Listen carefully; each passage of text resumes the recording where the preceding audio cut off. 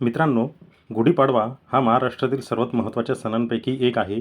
हा दिवस मराठी नववर्षाचा पहिला दिवस मानला जातो.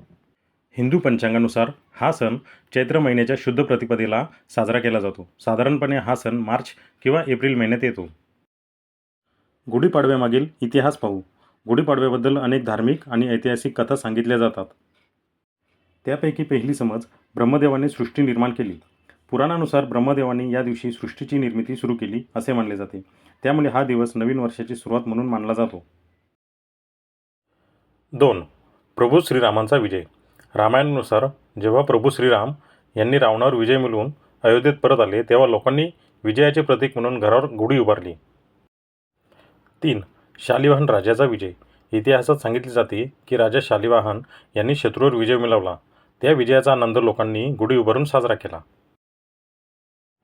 मित्रांनो, पुढे बघू गुढी का उभारतात. गुढी म्हणजे विजय, आनंद आणि समृद्धीचे प्रतीक.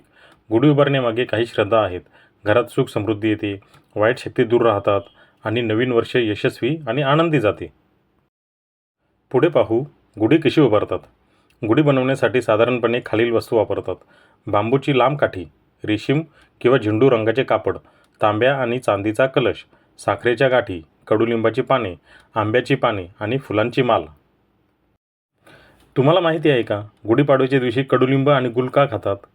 पाडव्याच्या दिवशी कडुलिंबाची पाने, गूळ, जिरे, चिंच किंवा मिरी यांचे मिश्रण खाण्याची प्रथा आहे. यामागे 2 कारणे आहेत. 1. आरोग्यदृष्ट्या. कडुलिंब शरीर शुद्ध करतो आणि पचन सुधारते. आपली रोगप्रतिकारक शक्ती वाढते. 2. प्रतिकात्मक अर्थ. जीवनात गोड आणि कडू दोन्ही अनुभव असतात, हे स्वीकारण्याचे प्रतीक येथे दिसून येते. या दिवशी अनेक घरात खास पदार्थ बनवले जातात.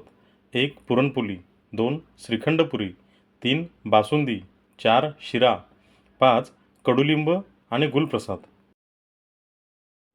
महाराष्ट्रात गुढीपाडवा कसा साजरा करतात ते पाहू. सकाळी लवकर उठून अभ्यंग स्नान करतात. घर साफ करून रांगोळी आणि तोरण लावतात. नंतर गुढीवरून पूजा करतात, तसेच देवाला नैवेद्य दाखवतात.